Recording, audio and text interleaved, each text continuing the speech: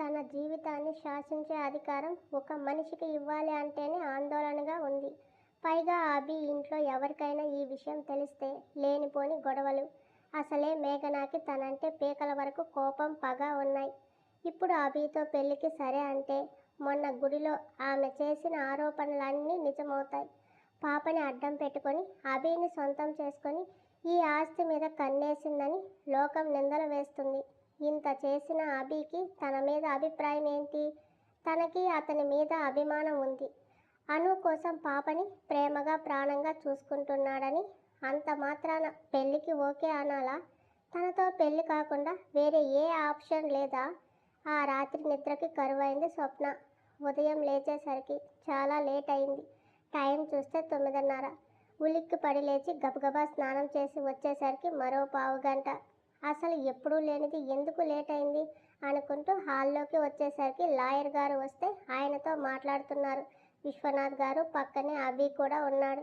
ఎప్పుడూ లేనిది అతని చూడాలంటే బేరుకు ఉంది. కనురెప్పలు వాలిపోతున్నాయి. స్వప్న పాప పైన ఉంది, వెళ్ళు అన్న విశ్వనాథ్ గారి మాటకి కాపీ తెస్తాను తాతయ్య అంది. కాపీ తాగి చాలాసేపు అయింది స్వప్న. నువ్వు పాప దగ్గరికి వెళ్ళు అన్నారు. వెళ్తూ పక్కకి తిరిగి చూసింది. లాయర్తో మాట్లాడుతున్న అభి చంప పదునైన ముక్కు అతని కళ్ళను కనపడనివ్వడం లేదు. చకచక పైకి వెళ్ళింది. ప్రశాంతంగా పడుకుని ఉంది హరిణి. తనని కళ్ళారా చూసుకుని, నీకోసం నేనేం చేయడానికి అయినా సిద్ధం హరిణి. ఆఖరికి లోకం ఏమన్నా సరే పడటానికి నిర్ణయించుకున్నాను అని పాప నుదురు మీద ముద్దు పెట్టి పాల చెక్కిళ్ళని చిన్నగా నిమిరింది.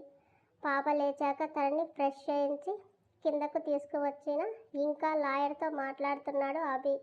విశ్వనాథ్ గారు నిర్ణయం ఏంటని అడిగితే చెప్పడానికి తను సిద్ధంగా ఉంది. వెళ్ళి పాపకి పాలు తాగించి బ్రేక్ఫాస్ట్ చేసింది. లాయర్ వెళ్ళిపోయారు. వెనకే అభి కూడా ఆఫీస్కి వెళ్ళిపోయాడు. తను వచ్చేసరికి హాల్లో పేపర్ చదువుతూ కనిపించారు విశ్వనాథ్ గారు. బ్రేక్ఫాస్ట్ తినకుండా సార్ వెళ్ళిపోయారా అడిగింది కొంచెం బాధగా. ఆ స్వప్న అని. ఏమైంది తల్లి అలా ఉన్నావు అని అడిగాడు. ఏం లేదని. లాయర్ ఎందుకు వచ్చారు అని అడిగింది. అది ఈ సమస్యకు పెళ్లితో కాకుండా వేరే ఏదైనా పరిష్కారం దొరుకుతుందేమోనని పిలిపించారు. మరి లాయర్ ఏమన్నారు? ముందైతే మేఘన కావాలని ఇదంతా చేస్తుంది కాబట్టి తనని పిలిచి మధ్యవర్తిత్వం చేద్దామని అనుకున్నారు. కానీ అభి ఒప్పుకోలేదు. మేఘన మాటలకి వినే స్టేజ్ దాటేసింది. మరి తను 4 సంవత్సరాలు పాపతో లేదు కాబట్టి అదే విషయం కోర్టులో చెప్తాం. జడ్జి ఏం చెప్తారో దాన్ని బట్టి ఏం చేయాలో ఆలోచిద్దాం అన్నారు. నిన్ను ఇబ్బంది పెట్టడం ఇష్టం లేదు అభికి అన్నారు ఆయన.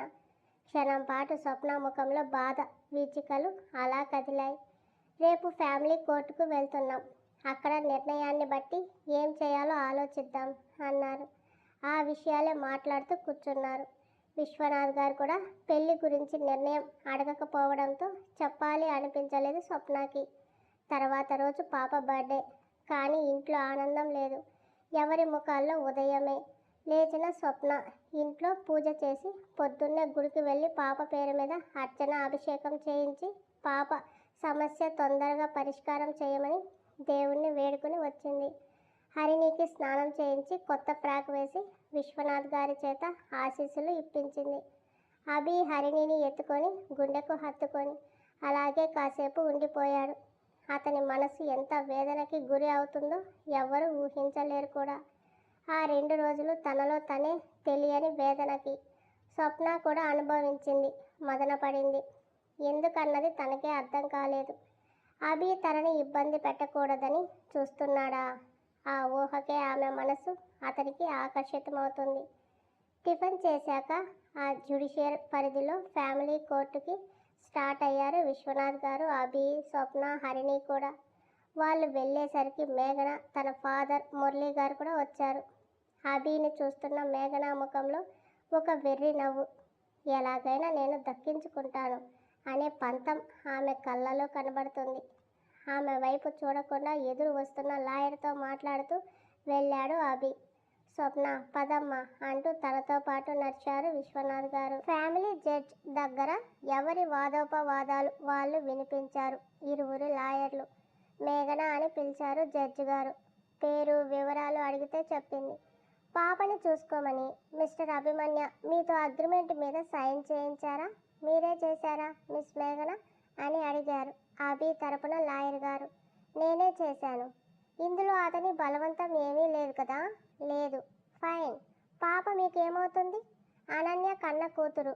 వరుస ప్రకారం నాకు కోడలు అవుతుంది. అను అంటే మీకు ఇష్టమా? చాలా. అను చనిపోయినప్పుడు మీరు అక్కడే ఉన్నారా? ఉన్నాను. తను చదువుకోవడానికి అని వెళ్ళి ఇలాంటి పని చేస్తుందని మేము అస్సలు ఎక్స్పెక్ట్ చేయలేదు. బిజినెస్ పని మీద అమెరికా వెళ్ళినప్పుడు అక్కడ అను ప్రెగ్నెంట్గా ఉందని నాకు తెలిసింది. ఈ విషయం ఇంట్లో వాళ్లకు చెప్పొద్దని మా బావ చెప్పడంతో నేను ఎవరితో చెప్పలేదు. కానీ డెలివరీ టైంలో హఠాత్తుగా తను చనిపోవడం షాక్కి గురయ్యాం. పుట్టిన పాపని ఏం చేయాలో అర్థం కాలేదు. తండ్రి ఎవరో తెలియదు, ఎవరికి పుట్టిందో కూడా తెలియదు అంటుంటే కూర్చున్న చైర్ హ్యాండిల్ మీద అభి చెయ్యి బిగిసింది. హరిని నిద్రపోతుంటే భుజం మీద తడుతున్న స్వప్న అతన్ని చూసింది. విశ్వనాథ్ గారు చేత్తో తట్టారు, కోపం వద్దు అన్నట్టు. మరైతే అను మీద మీకు ఇష్టం కదా, తను తప్పు చేయదని మీకు నమ్మకం లేదా? లాయర్ అడిగిన ప్రశ్నకి క్షణం షాక్ అయ్యి వెంటనే తేరుకొని, ఇష్టం ఉండేది తను ఇక్కడే ఉన్నంతకాలం. కానీ ఇలాంటి పరువు తక్కువ పని ఎప్పుడైతే చేసిందో ఆ ఇష్టం అంతా పోయింది. మరి తనకి పుట్టిన పాపని చూసుకోవడానికి మీరు ఎందుకు ఒప్పుకున్నారు? ఇష్టం లేదని చెప్పొచ్చు కదా. చెప్పాలని అనుకున్నాను కానీ మా బావ అంటే నాకు చాలా ఇష్టం. తనని పెళ్లి చేసుకోవాలని నా కోరిక. అప్పుడే అను చనిపోవడం, పాప పుట్టడం, తను బాగా స్ట్రెస్ ఫీల్ అవుతున్నాడు. పాపని తనతో పాటు చూసుకోమని నన్ను అడిగాడు. ఆ రకంగానైనా బావకు దగ్గరగా ఉండొచ్చని సంతకం పెట్టాను. అంటే కేవలం మీ బావ కోసం తప్ప పాప కోసం కాదన్నమాట అనగానే తను ఏం వాగిందో అర్థమై, నా ఉద్దేశం అది కాదు అంది పళ్ళు పటపటా కొరుకుతూ. ఇండియా వచ్చేశాక ఎన్ని రోజులు పాపతో ఉన్నావు? ఎన్ని రోజులు తనని చూసుకున్నావు? ఎక్కువ రోజులు లేను. గట్టిగా నెల కూడా లేరు కదా. ఎందుకని? బావ కోసం ఓకే అన్నాను కానీ చిన్న పిల్లల పనులు నాకేం తెలుస్తాయి?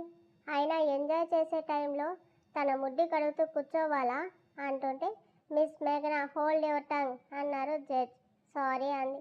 మరి అప్పుడే ఇష్టం లేని పాప ఇప్పుడు ఎందుకు ఇష్టమైంది?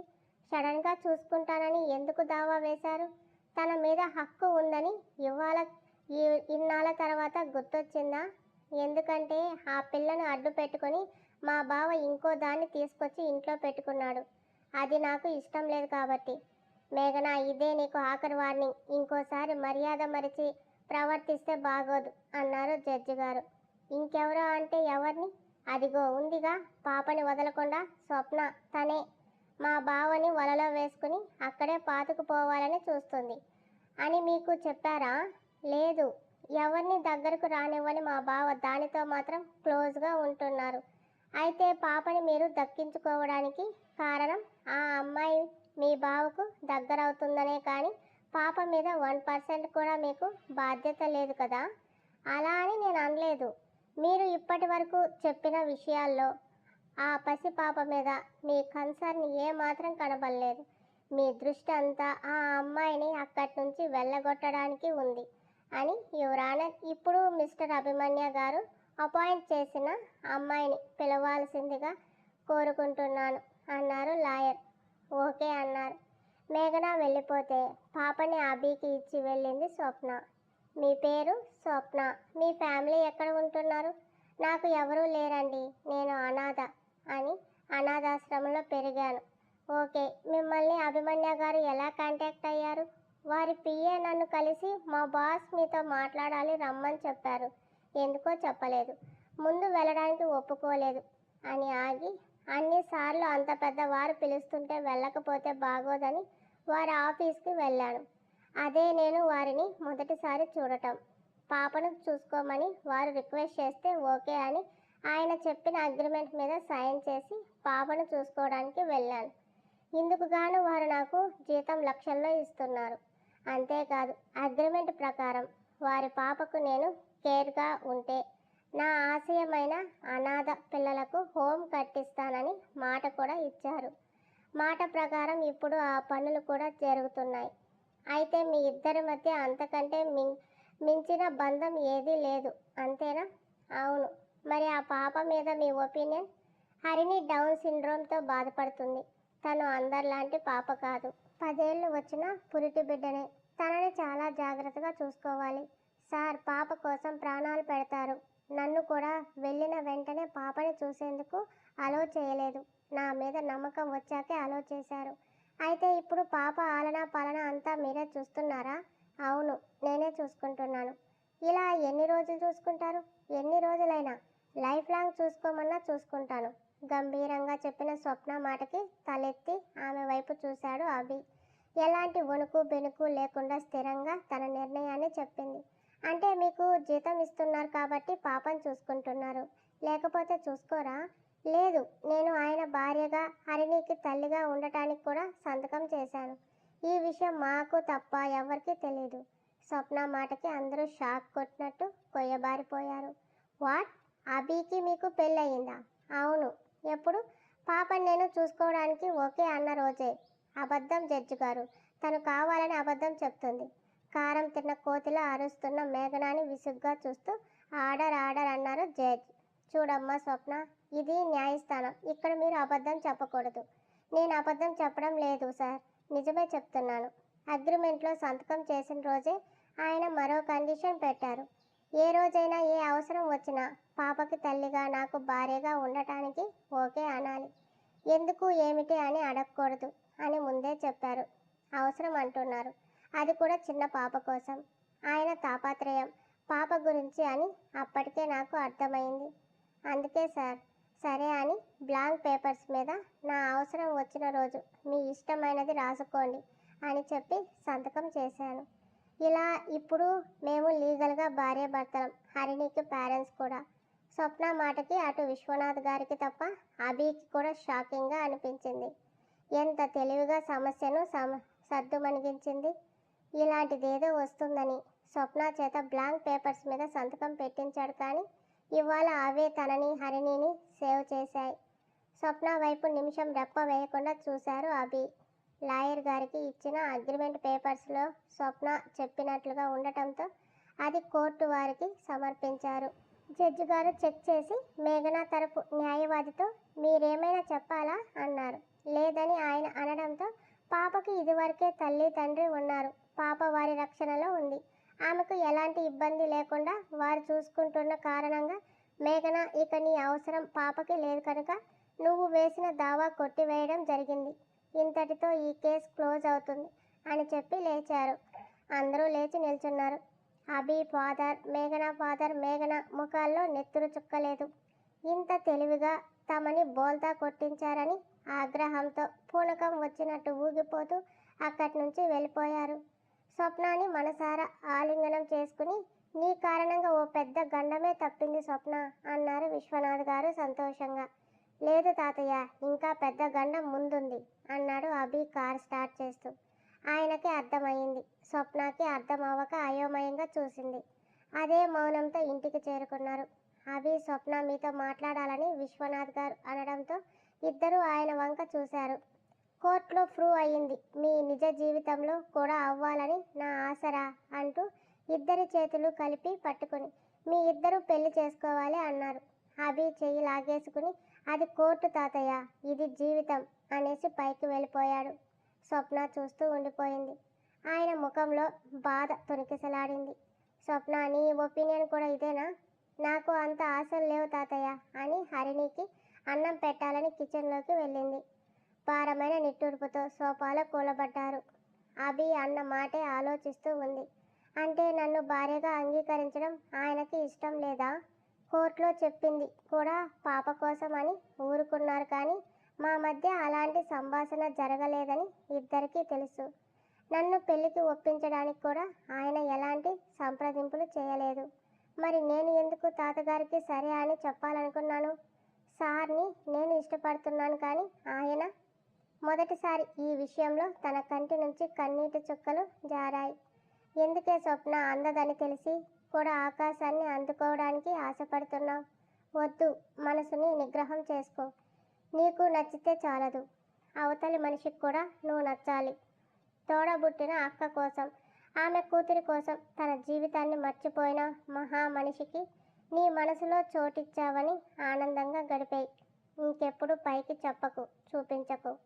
ఆ సాయంత్రం హరిని పుట్టినరోజు అని పాపతో పాటు అందరూ ఆశ్రమానికి వెళ్ళారు. అక్కడి పిల్లల మధ్య హరిణితో కేక్ కట్ చేయించి ఆ రాత్రి అక్కడే భోజనాలు అవి చేసి ఇంటికి వచ్చారు. అంతా మామూలుగానే ఉంది. అభి ఆఫీస్లో బిజీ అయ్యాడు. ఇది వరకు తనతో మామూలుగా అయినా మాట్లాడే అభి ఈ సంఘటన తర్వాత పూర్తిగా మాట్లాడడం తగ్గించడం స్వప్న తట్టుకోలేకపోతుంది. ఒక శుక్రవారం, తాతయ్య నేను అలా గుడికి వెళ్ళొస్తాను. స్వప్న ఏమైంది? ఇది వరకులా నీలో హుషారు లేదు అని అడిగారు ఆయన. అదేం లేదు తాతయ్య, కళ్ళలో చిప్పిలిన నీళ్ళని చూసి నీ కళ్ళు అబద్ధం చెప్పవు తల్లి అన్నారు. మనసుతో ముడిపడిన బంధాన్ని తెంచడానికి ప్రయత్నిస్తున్నాను తాతయ్య, అందుకే అని. పాప నిద్రపోతుంది, లేచేలోపు వచ్చేస్తానని గుడికి కదిలింది. సెక్యూరిటీ వస్తానంటే దగ్గరే కదా, అవసరం లేదు అని ఒక్కటే వెళ్ళింది. సాయంత్రం వెళ్ళిన స్వప్న రాత్రి 8 అయినా రాలేదు. అప్పటికే విశ్వనాథ్ గారు కంగారు పడుతూ సెక్యూరిటీని గుడికి పంపించారు. అక్కడికి వెళ్ళి చెక్ చేస్తే అమ్మాయి ఎప్పుడో వెళ్ళిపోయిందన్నారు గుడి పూజారి. వెంటనే అభికి ఫోన్ వెళ్ళింది. కంపెనీ నుంచి మురళి గారు షేర్స్ అన్నీ తొలగించడం వల్ల బోర్డు మీటింగ్లో బిజీగా ఉన్న అభి ఫోన్ సైలెంట్లో ఉంది.